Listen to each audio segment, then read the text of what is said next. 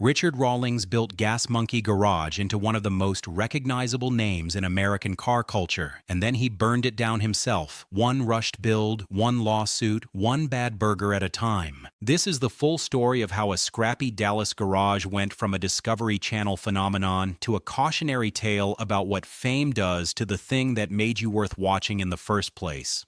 The rise was fast, the fall was public, and every step of the collapse was earned by the man who stood at the center of it. Back in the early 2000s, nobody outside of Dallas, Texas knew Richard Rawlings existed. He was flipping cars, chasing Cannonball Run records, and running on pure hustle with no camera crew, no merch line, and no energy drink sponsors sitting across a conference room table waiting to co-brand his name. The mechanic working beside him was Aaron Kaufman, a man whose technical skill was matched only by the legendary beard he wore like a badge and the quiet, serious way he approached every build that came through the shop. Together they ran a garage that operated on passion, late nights, and the kind of stubborn pride that makes a man sand a panel 3 times when twice would technically do. When Discovery Channel launched Fast and Loud in 2012, America finally got a look at what these two had been building in Dallas, and the response hit immediately. The show wasn't polished. The builds were stressful. The deadlines were punishing, and that's exactly why people couldn't stop watching. Richard hunted down junkers from barns and backyards. Aaron transformed them into rolling artwork, and the crew pulled off automotive restoration builds that should have taken months in a matter of days. The grit was real. The sweat was real. The beer was absolutely real. Fast and Loud didn't feel like television. It felt like being led into something genuine, and car culture fans responded by making it one of the biggest shows on the network.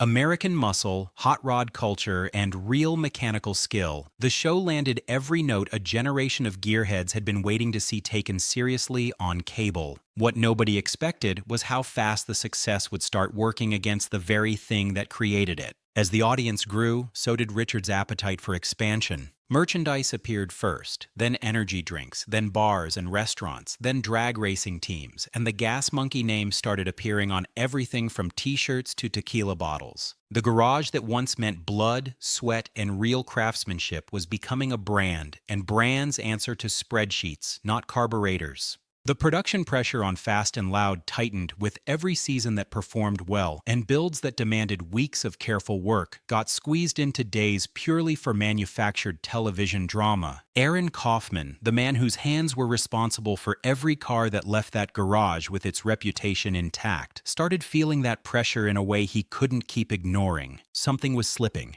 The work that had once made him proud was turning into content, and content has a deadline that craftsmanship doesn't. In 2017, Aaron asked to speak with Richard privately. Richard assumed it was about a raise or some shop issue, the kind of conversation that gets handled over coffee and goes nowhere dramatic. What Aaron said instead hit like a wrench to the chest. Quoting Stevie Nicks directly, Aaron told him he thought he had to go his own way. Richard's on-screen reaction was pure disbelief, but behind the cameras the reality was heavier than any filmed moment could fully capture. 14 years of partnership were ending, and the reason wasn't anger, wasn't rivalry, and wasn't money. Aaron didn't hate Richard. What he hated was what the garage had become under the weight of television production and the constant demand for content that moved fast. He told Richard plainly that building so much, so fast, was absorbing every second of his time, and he couldn't see a way to keep doing both without destroying what made either of them worth anything. The split stayed quiet. No screaming match, no dramatic exit, no lawyers immediately involved. Just two men accepting that the road they'd started on together had forked somewhere without either of them noticing, and the gap had grown too wide to close.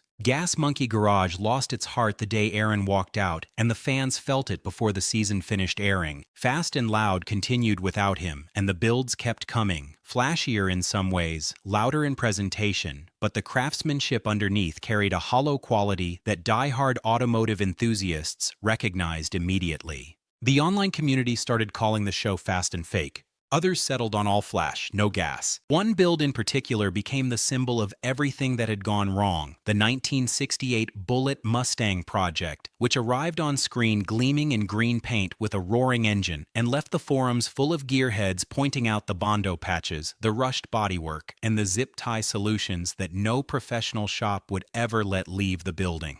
That Mustang wasn't a restoration, it was a prop with racing stripes. And the audience that had spent years watching Aaron turn wrecks into masterpieces understood the difference in about 30 seconds. None of that slowed the business side down, because the Gas Monkey brand was still expanding faster than the negative reviews could follow. And this is where it gets genuinely ugly. In 2018, Richard found himself on the receiving end of a $6 million lawsuit filed by his own Gas Monkey Bar and Grill partners. The accusation was specific and damaging. He had deliberately tanked a major sale deal by telling potential buyers that his own partners were dishonest and stealing from him, poisoning the well with his own hands. The partners responded by describing a man who threw tantrums, grabbed for control at every opportunity, and treated the business like a personal kingdom rather than a shared venture. The lawsuit pulled Gas Monkey's name through a stretch of bad publicity that no merchandise revenue could outrun, and the Dallas Gas Monkey Bar eventually dropped the name entirely. Richard lost that location and a substantial piece of the credibility that had taken years to earn. The brand that once represented brotherhood, grit, and car culture was now appearing in legal filings and tabloid coverage that had nothing to do with engines or horsepower. The expansion pressed on regardless. Gas Monkey energy drinks, drag racing teams, and monster trucks kept rolling out, and through all of it, Fast and Loud was increasingly functioning as an infomercial for whatever Richard was selling that season rather than a show about building vehicles worth caring about. The original audience, the people who had tuned in because they genuinely loved automotive craftsmanship and wanted to watch real mechanics do real work under real pressure, had largely moved on.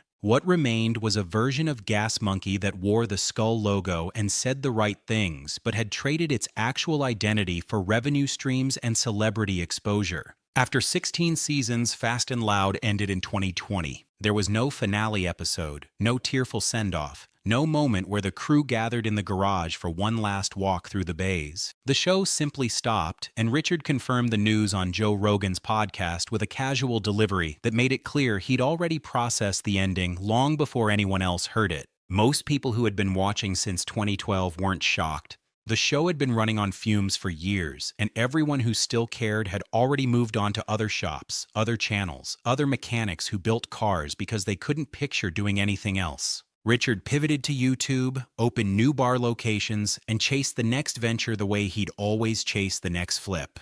The ambition never left him. It just stopped being connected to anything that made people genuinely care about the outcome. And then came Sturgis. In 2023, Richard opened a Gas Monkey Bar and Grill in Sturgis, South Dakota, betting that the annual motorcycle rally would deliver a crowd of thousands of bikers hungry for food, drinks, and atmosphere to match their energy. The timing placed the opening right inside the rally itself, which brought in crowds the location simply couldn't handle at any operational level. What those riders found was a bar still under construction in ways that mattered, a kitchen buried under orders it couldn't process, frozen meals served without apparent concern that anyone would notice, service times stretching past an hour, and staff that hadn't been given the training to manage any of it. The online reviews were not kind. Locals who gave the place a second chance after the rally cleared came away with exactly the same verdict, and at one point, Gas Monkey Sturgis ranked dead last among Sturgis restaurants on review platforms. Dead last. For a brand that had once meant pride and care in everything it touched, ranking below every other option in a biker town was the final, perfect summary of what Gas Monkey had become. All branding, no soul, all hype, no heart.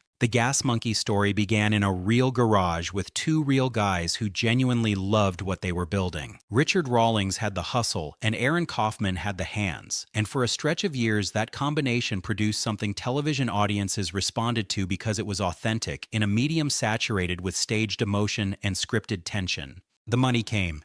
The fame came. The lawsuits came. The bad reviews came. And what didn't survive that journey was the actual thing that started it. The skull logo still exists, the name still appears on products and venues, and Richard Rawlings is still out there chasing the next thing. But the garage, the real one where passion drove every call and Aaron's craftsmanship gave the brand its backbone, that version of Gas Monkey Garage exists only in old episodes and the memory of people who were watching when it still meant something worth watching. What killed it wasn't one decision or one bad season. It was the slow, steady replacement of everything genuine with everything profitable. One compromise at a time, one rushed build at a time, one logo slapped on cheap merchandise at a time, until the morning arrived when there was nothing left underneath the brand worth caring about.